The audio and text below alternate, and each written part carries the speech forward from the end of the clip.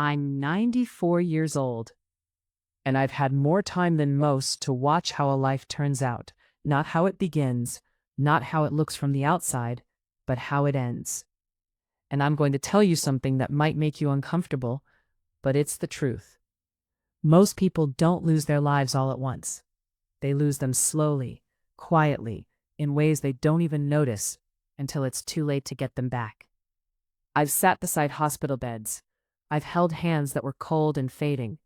I've listened to people in their final days say the same kinds of things over and over again. Not one of them talked about the things they bought. Not one of them said they wished they had spent more time worrying, or arguing, or pleasing people who never truly cared. Their regrets were quieter than that, but much heavier. And the hardest part is, almost all of it could have been avoided.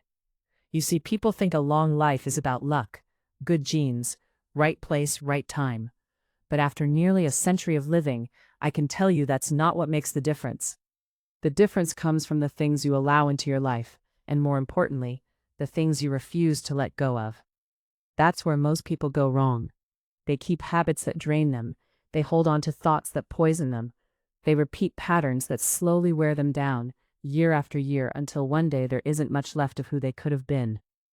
And the tragedy is they don't even realize it's happening. So today, I'm not here to tell you what to start doing. You've heard enough of that.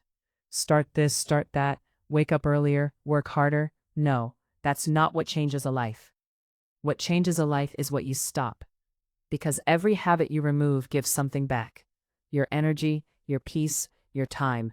And those are the only things that truly matter in the end. I'm going to share with you 7 mistakes I watch people make over and over again. Mistakes that seem small when you're young, harmless even. But I've seen where they lead. I've seen how they end. And if you're not careful, you will walk that same road without even realizing it. So listen closely, not casually, not halfway. Really listen, because one of these mistakes might already be part of your daily life. And if it is, the sooner you see it, the sooner you can change it. The first mistake is this: waiting for the right time. Now that one sounds innocent, doesn't it? Sensible, even. People say it all the time. I'll do it later. I'll start when things settle down. I'll take that trip when I have more money. I'll spend more time with my family when work isn't so busy. It sounds responsible. It sounds like planning. But I've buried people who lived their entire lives that way. They were always waiting for things to be perfect, waiting for fewer problems, waiting until they felt ready. And life kept moving while they waited. I had a dear friend named Margaret. We grew up together. She was the kind of woman who always had a plan, always thinking ahead. She used to say, "One day, I'm going to see the world." She talked about it for decades. Europe, the ocean, places she had only seen in books. But there was always a reason to wait. First it was money, then it was her job, then it was her children, then it was her health. And before she knew it, she was sitting in a small room, looking out a window, too tired to go anywhere at all. One afternoon, not long before she passed, she looked at me and said something I'll never forget. "I thought I had more time."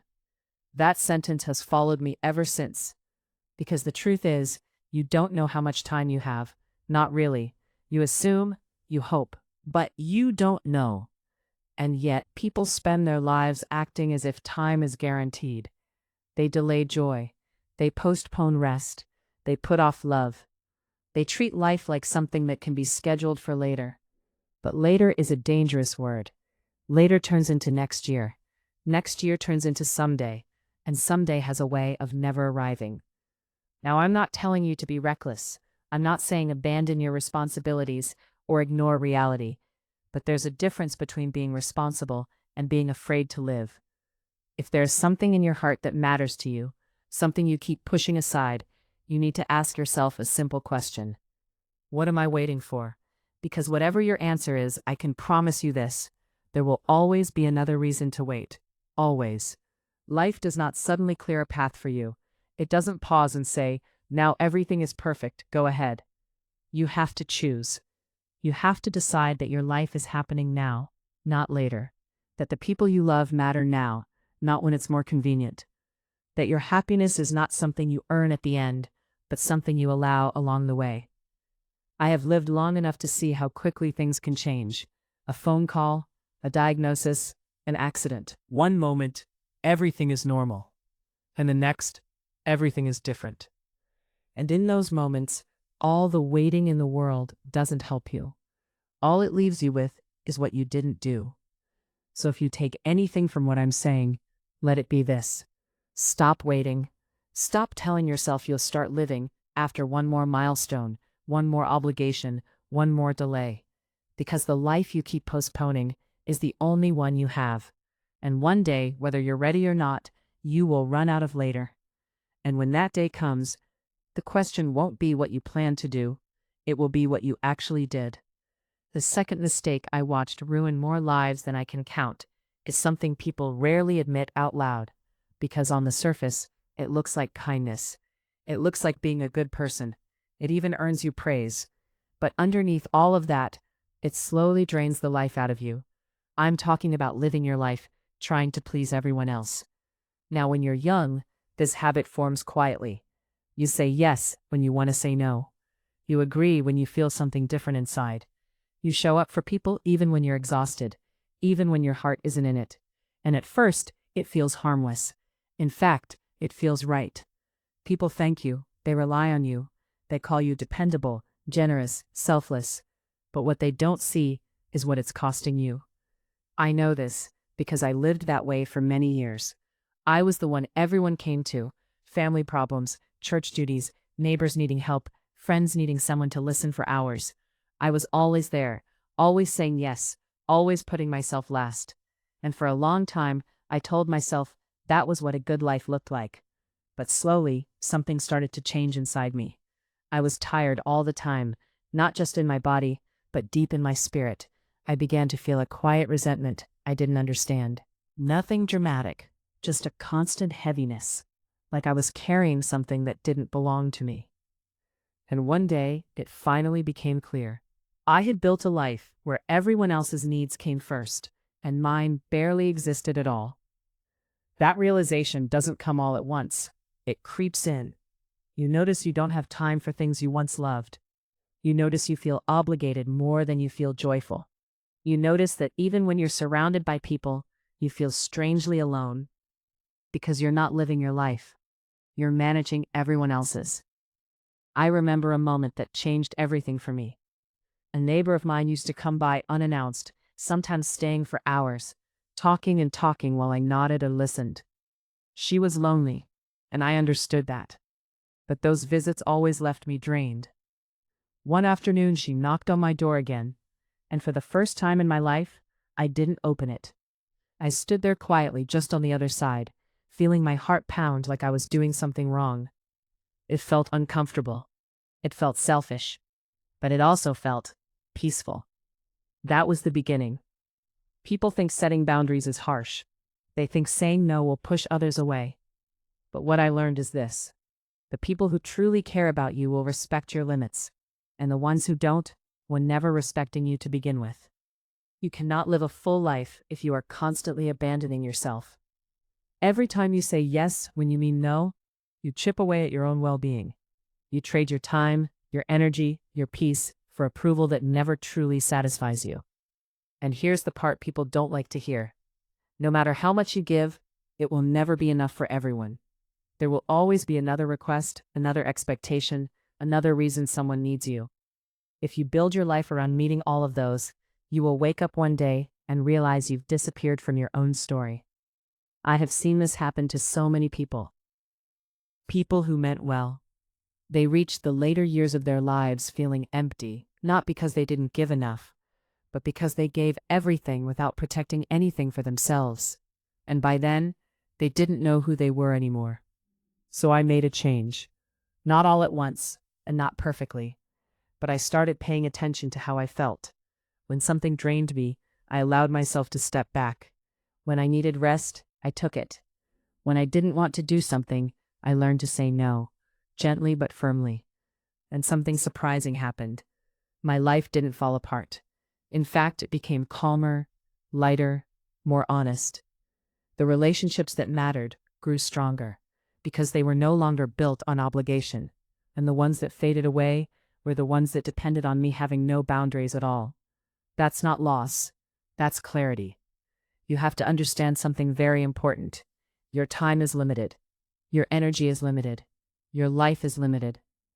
And every time you give those things away without thought, you are spending something you can never earn back. Being kind does not mean being available at all times. Being loving does not mean sacrificing yourself completely. There is a difference between generosity and self-neglect, and too many people confuse the two. If you don't learn that difference, life will teach it to you in a much harder way. So if you recognize yourself in this, if you feel stretched thin, constantly tired, quietly resentful, I want you to consider this. Where in your life are you saying yes when you should be saying no? Where are you giving out of obligation instead of genuine care? And what would happen if just once you chose yourself without guilt? It won't feel natural at first. It may even feel wrong, but that feeling is not a sign that you're doing something bad. It's a sign that you're doing something new. And sometimes something new is exactly what saves you. Because a life spent trying to please everyone else may look good from the outside, but from the inside, it is one of the loneliest ways to live. The third mistake is quieter than the others, but in many ways it's more dangerous because people defend it. They justify it. They even build their identity around it, not realizing what it's doing to them over time. It's the habit of holding on to anger. Now, anger in itself is not the problem. We all feel it. We all have moments where someone hurts us, disrespects us, or betrays our trust. That's part of being human. The problem begins when that anger doesn't pass, when it settles in and makes a home inside you. I've seen people carry anger for years, even decades. They replay the same conversations in their minds. They rehearse what they should have said, what they wish they had done. They keep the memory fresh, like it happened yesterday, even if it's been half a lifetime. And the strange thing is, they believe they're holding on to it for a reason. They tell themselves they can't forgive. They say the other person doesn't deserve it. They convince themselves that letting go means losing or excusing what happened. But what they don't see is this. The anger isn't hurting the other person anymore. It's hurting them. I had a brother, Thomas, strong man, proud, stubborn in a way that made life harder than it needed to be. We had a falling out in our 40s. It started over something small, as these things often do, but it grew into something bigger with time. Words were said that couldn't be taken back. Pride got involved. Silence followed. Years passed. We lived in the same town, but we didn't speak. Holidays came and went. Birthdays passed without a call. Each of us waiting, in our own way, for the other to make the first move. And I told myself I was right. I told myself I had been wronged. That I would forgive, but only when he admitted his mistake. That day never came. Instead, I got a phone call one morning. Thomas had suffered a stroke. By the time I reached the hospital, he couldn't speak. He looked at me, and I could see everything in his eyes: regret, sadness, something unspoken that would stay that way forever. He passed 2 days later. And just like that, all the reasons I had for holding on to that anger felt small, pointless even. What mattered wasn't who was right or wrong. What mattered was that we had lost years we could have shared, and there was no way to get them back. That's what anger does when you hold on to it. It steals time. Not all at once, but little by little. It sits in your thoughts. It affects your sleep. It tightens your body. It changes the way you see people, the way you respond to the world. You may think you're protecting yourself, but in truth, you're carrying a weight that only gets heavier with time. And here's something most people don't realize. The person you're angry at has often moved on. They're living their life. They're not thinking about it the way you are. They're not replaying the moment, not carrying it through their days. But you are. So who is really paying the price? Forgiveness is a word people misunderstand. They think it means saying what happened was okay. It doesn't. Some things are not okay. Some things should never have happened. Forgiveness is not about changing the past. It's about freeing yourself from it. It's about deciding that you will not let one moment, one person, one mistake define the rest of your life. It's about choosing peace over being right. And I know that's not easy. Some wounds run deep. Some betrayals cut in ways that take years to even understand. I'm not telling you to pretend it didn't matter. I'm not telling you to forget. I'm telling you to let go of the part that is still hurting you, because your body remembers what your mind holds on to. That tension, that bitterness, that constant replaying, it shows up in your health, in your sleep, in your relationships, in the way you carry yourself through the world. I've seen people age faster because of it. I've seen it harden their faces, narrow their lives, isolate them from the very connections they need. And the hardest part is, they don't always realize why. They think it's just life, just stress, just getting older. But often, it's something they refuse to release. After my brother passed, I made a decision. I would not carry anger the same way again. When something happens now, I allow myself to feel it. I don't ignore it, but I also don't feed it. I don't let it grow roots. I remind myself what truly matters, and I choose as best as I can to let it go sooner rather than later. Not for the other person, for me, because I learned the hard way that time is too short to spend it holding on to things that only bring you pain. So if there is someone in your life, or someone from your past, that you are still angry with, I want you to think carefully. What is that anger costing you? Not in principle, not in pride, but in real, tangible parts of your life, your peace, your energy, your time. And then ask yourself if holding on to it is truly worth what it's taking from you. Because one day, whether you expect it or not, the opportunity to make it right may be gone. And when that happens, the anger doesn't feel powerful anymore. It just feels heavy. The fourth mistake is one that hides behind comfort, and because of that, people rarely question it. In fact, many people build their entire routine around it and call it normal. But I have watched this one slowly take years from people's lives, not in dramatic ways, but in quiet, steady decline. It's the habit of sitting still for too long and calling it rest. Now, rest is necessary. Your body needs it. Your mind needs it. But there is a difference between resting and becoming still in a way that weakens you. I learned this lesson by watching my husband. He was a good man, hardworking, steady, reliable. For most of his life, he was always moving, always doing something. But when he retired, something changed. He told himself he had earned his rest, and in many ways he had. The problem was that rest slowly turned into stillness, and that stillness became his routine. He spent more time in his chair, first an hour, then a few, then most of the day. The television filled the silence. Days blended together. Movement became something he avoided instead of something he needed. At first, it didn't seem like a problem. He said he was relaxing, taking it easy after years of work. But over time, I could see it happening. Small changes that were easy to dismiss if you weren't paying attention. He became weaker. His energy dropped. Simple things started to feel like effort. Walking a short distance left him tired. His posture changed. His mood changed. And little by little, the life in him seemed to dim. By the time we truly understood what was happening, it was already too far along to fully reverse. He passed at 72. Now, I cannot tell you that sitting was the only reason. Life is never that simple. But I can tell you this with certainty. The less he moved, the faster he declined. And I have seen that same pattern repeat itself in others more times than I can count. The body is not designed for long periods of stillness. It is meant to move, to stretch, to work in small, consistent ways. When it doesn't, things begin to slow down. Circulation weakens, muscles fade, energy drops. And once that cycle begins, it feeds itself. You feel tired, so you move less. Because you move less, you feel even more tired. And before you realize it, what once felt like rest has become a kind of quiet deterioration. The danger is, it feels comfortable. There is no immediate pain, no clear warning, just a gradual shift that is easy to ignore until it becomes your new normal. That's why so many people don't catch it in time. They think they are taking care of themselves by avoiding effort, when in reality, they are slowly giving up strength they will later wish they still had. I made a decision after my husband passed. I would not let stillness take me the same way.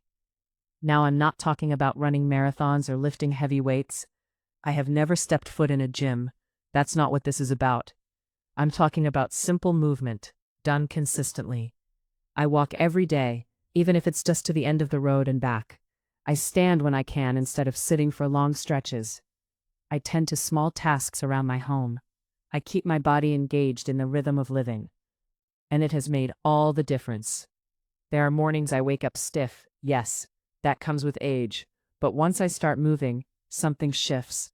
My body responds, my mind clears, my energy returns in a way that sitting never gives me. It affects how you feel, how you think, how you experience your day. When you move, you remind your body that it is still alive, still capable, still meant to participate in the world. When you stop moving, that message begins to fade.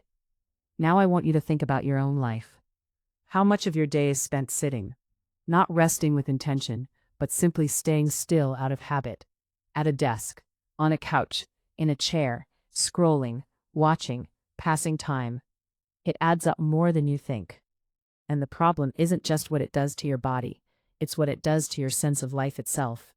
The less you move, the smaller your world becomes. You go fewer places, you do fewer things, you engage less.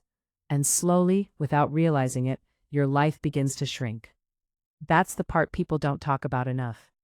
Movement keeps you connected, not just to your health, but to your life. So no matter your age, no matter your situation, you have to guard against this. You have to interrupt the habit of constant stillness. Stand up more often. Walk when you can. Stretch, reach, carry. Do small things that remind your body it is meant to move. It does not have to be perfect. It just has to be consistent. Because once you lose that habit completely, it becomes much harder to get it back. And the fifth mistake follows closely behind this one, though people rarely connect the two. It is filling your mind with noise that disturbs your peace. For many years, I had a routine in the evenings. I would finish my day, sit down, and turn on the news. It felt like the responsible thing to do, staying informed, keeping up with the world. But night after night, I was feeding my mind the same thing. Conflict, fear, anger, tragedy. Stories designed to capture attention, not to bring peace. And then I would go to bed. But sleep didn't come easily. My mind would keep turning, replaying what I had seen, what I had heard. A sense of unease would settle in, even though nothing in my immediate life had changed. It took me longer than it should have to realize the connection. What you put into your mind does not disappear when you turn off the screen. It stays with you. It shapes your thoughts, your mood, your sense of safety in the world. So I made a simple change. I stopped watching anything unsettling in the evening. Instead, I chose quiet. Sometimes I read, sometimes I sit outside and watch the light fade. Sometimes I simply let my mind slow down without filling it with anything at all. And the difference was immediate. I slept better. I felt calmer. My thoughts were clearer in the morning. Peace, I learned, is not something that just happens. It is something you protect. Every day you are choosing what enters your mind, and those choices matter more than you realize. If you constantly feed your mind stress, fear, and noise, you will carry that with you, whether you intend to or not.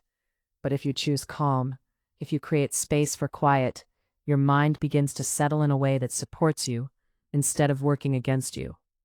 Now, the sixth mistake is one that people often disguise as ambition or responsibility, but underneath it, there is a quiet kind of avoidance. It is staying busy so you don't have to face your life. I have seen people fill every hour of their day with tasks, obligations, distractions. Work, errands, screens, constant movement from one thing to the next. And when you ask them why, they say they are just trying to get things done. But when the noise stops, when there is a moment of stillness, something uncomfortable rises to the surface. Thoughts they have been avoiding, feelings they have not addressed, questions about their life they don't want to answer. So they stay busy, because being busy feels easier than being honest. I understand that instinct. Truly I do. But a life that is constantly distracted is a life that is never fully lived. You need moments where you sit with yourself, where you think, where you reflect, where you ask whether the path you are on is the one you truly want.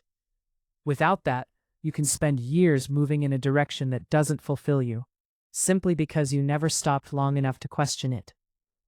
And the seventh mistake, the final one, ties all of this together in a way that is simple, but not easy.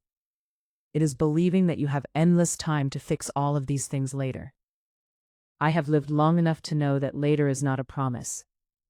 It is a possibility, and not a guaranteed one. Every day you wake up, you are given time, but you are not told how much. And yet people live as if the supply is endless. They delay change. They ignore habits that are harming them. They postpone conversations that matter. They assume there will always be another chance. Sometimes there is, and sometimes there isn't. I have seen both. So if you remember anything from what I've shared, let it be this. Your life is not something that begins in the future. It is happening now, in the choices you make, in the things you continue, and the things you finally decide to let go of. You do not need to change everything at once, but you do need to start, because the cost of waiting is far greater than the discomfort of change. And one day, whether it comes quietly or all at once, you will look back. When you do, you will not measure your life by what you intended to do. You will measure it by what you actually did. So choose carefully, choose honestly, and most importantly, choose while you still can.